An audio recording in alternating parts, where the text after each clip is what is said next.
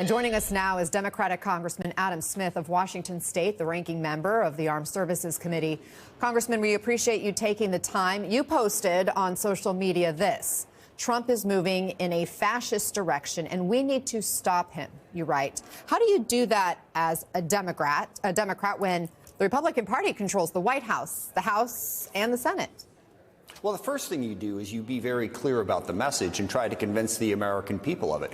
We have to persuade people to agree with us. And you saw Lisa Murkowski making her comments. You've heard other Republicans expressing concerns. If we identify what Trump and Musk are doing as what it is, which is basically trying to smash the federal government so that they can have greater power and control, this has nothing to do with efficiency and effectiveness. You line up 100 CEOs in the country and say, is this the way you'd run your business if you wanted to make it more efficient and effective? Absolutely zero would say yes.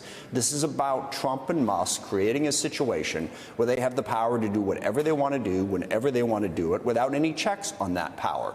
Call it what it is and build support in the country against it. And then also sue, which we have been doing. Use the courts to block the illegal actions that they're taking. But this is a basic messaging campaign. We've got to get our message out aggressively so that we can get more people to agree with us. And also, I think we have to build up credibility amongst the Democratic Party. A lot of people have concerns about the Democratic Party and a bunch of issues. Build our credibility, identify what Musk and Trump are doing for what it is, and build support. That's how you push back. In the first Trump term, we saw this huge resistance movement that really hasn't materialized in the same massive way, at least this time around. Do you expect a Capitol Hill sit-in protest like we're expecting today can move the needle? Is that enough pressure on this administration to, I guess, recalibrate? Yeah, no one thing is enough. And I think that's part of the problem. Look, there's a certain sense of exhaustion. I mean, we've been fighting Trump for 5 years now, trying to stop this from happening. And people are trying to figure out what's going to work. And I also think people are like you said, it's like, well, I'm going to protest, I'm going to do it.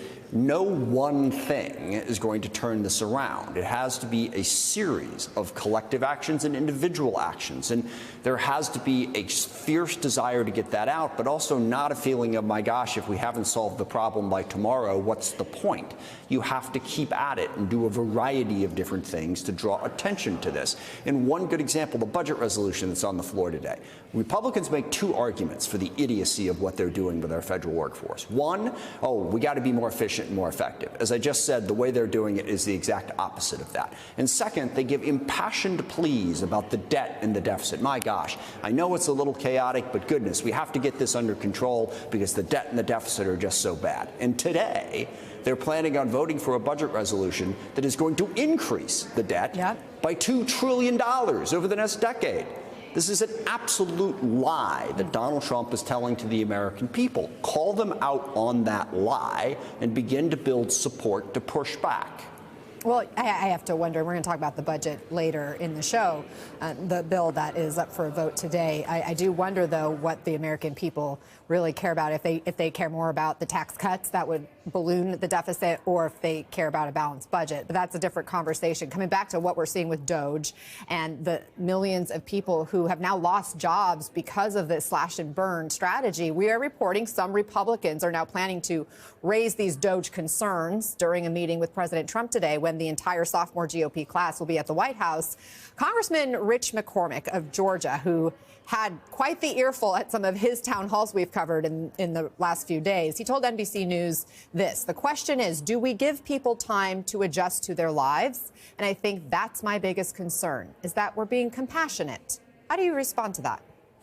Look, the biggest thing, Republicans in Congress need to start being less pathetic. I mean, that's where we need to start.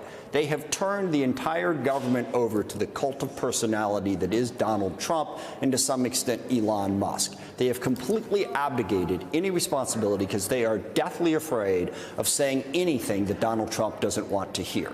They need to change that. And I'm glad Congressman McCormick put out that mild little statement. But Republicans need to stand up for this institution. They need to stand up for representative democracy and say, no, Donald Trump is not a king. We have a system of government, and we in Congress have a profound responsibility to exercise our authority as a check on that power. If we don't agree with things that Trump's doing, we need to say it and push back against it. I can't tell you the number of Republicans that I've talked to. When they completely shut down USAID, I am the co-chair of the Caucus for Effective Foreign Assistance. I've worked with Republicans for 15 years to make foreign assistance more effective. I went to my colleagues on that and said, hey, completely shutting it down, not making it more effective. Oh, you're right. Yeah, that is a problem. Okay, what are you going to do about it? Well, nothing. So we have to put that pressure on Republicans in Congress, and I'll end where I started. They have to start being less pathetic and start standing up for their constituents, for the country, and for the Constitution. I should clarify that we don't know how many people have lost their jobs. There are millions of federal workers who could lose their jobs, but there has been a lack of transparency with DOGE. It's impossible to know how many have lost jobs, how much money is actually being saved. DOGE just launched what they are calling this agency efficiency leaderboard and list the estimated savings. So far, it is claimed to have saved about $65 billion, but there are numerous discrepancies in the numbers, and that is far less than the at least $2 trillion in savings Musk had originally promised. Are there ways that you think DOGE could actually be effective in saving taxpayers' money? Not the way it's set up. And understand that that's not the point. What I keep saying is Musk and Trump want to smash the federal government so that it is weaker and it doesn't get in the way of what they want to do. Okay, that's the only, well, that's exactly what they're doing. It's the only explanation for the way they're doing it. They're not trying to make it more efficient and more effective. Look, when this thing was first set up, you know, I'm the ranking member of the House Armed Services Committee. I'm deeply concerned about the way the Pentagon does acquisition and procurement. I don't think they're doing it efficiently. And I saw the way Elon Musk set up SpaceX, you know, going through requirements, getting to better results. I thought, hey, this is something we could do. So I met with him, but that's not what they're trying to do. Look, the federal workforce hasn't grown in 40 years. When you look at what's inefficient and ineffective about the federal government, the size of the workforce is not it. And I'm talking real numbers. I'm not talking adjusted for inflation or population growth.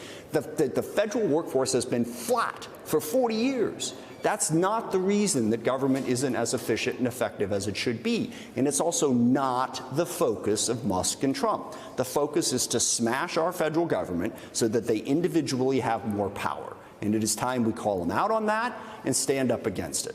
Congressman Adam Smith, appreciate you joining us. Thanks so much.